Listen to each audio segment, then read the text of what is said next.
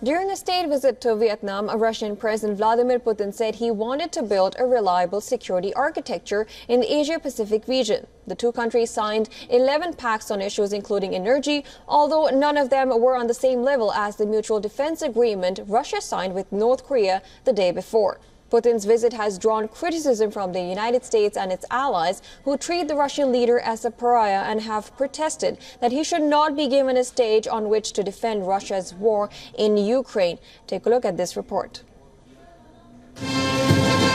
Vietnam rolled out the red carpet for Russian President Vladimir Putin on Thursday in the capital, Hanoi.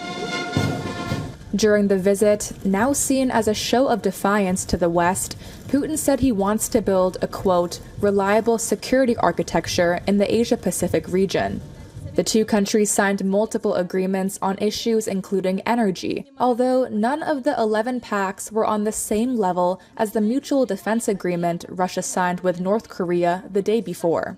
Vietnam's President To Lam said Vietnam will always consider Russia as one of its most important partners, and that Putin had contributed to peace and stability in the world.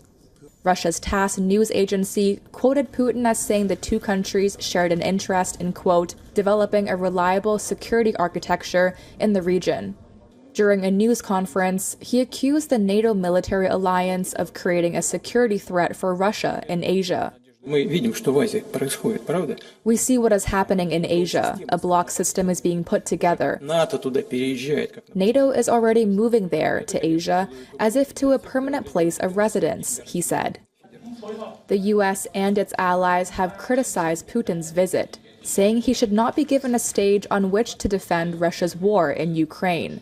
The Russian leader has an outstanding international criminal court warrant over alleged war crimes in Ukraine, which he denies. Neither Russia nor Vietnam are members of the court. The U.S. is Vietnam's top export market and upgraded diplomatic relations with the country last year. For its part, the U.S. State Department said a top diplomat will visit Vietnam this week to stress Washington's commitment to working with Hanoi.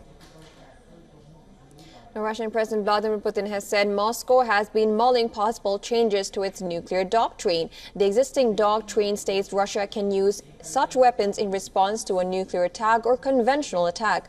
However, Putin has said there is no need for Russia to carry out a preemptive nuclear strike.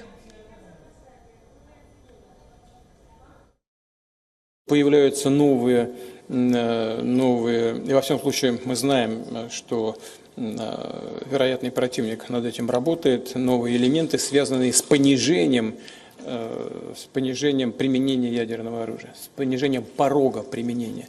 В частности, разрабатываются взрывные ядерные устройства сверхмалой мощности, и мы знаем, что в экспертных кругах на Западе витают идеи.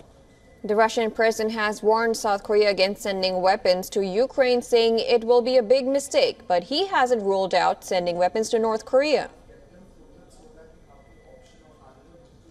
Что касается поставок летального оружия в зону боевых действий на Украину, то это было бы очень большой ошибкой. Надеюсь, что этого не произойдет. Putin's remark comes a day after the Russian president signed a treaty with Kim Jong-un. The Russian president has accused NATO of creating a security threat for Russia in Asia. Meanwhile, NATO member Romania has announced it will send a Patriot missile system to Ukraine. Now remember, Romania has repeatedly called on its allies to increase their air defense support as Russia attacks its energy infrastructure. Close on the heels of Putin's visit to Hanoi, U.S. will send its top diplomat to Vietnam this week. The visit is set to emphasize on Washington's commitment to working with Vietnam to ensure a free and open Indo-Pacific.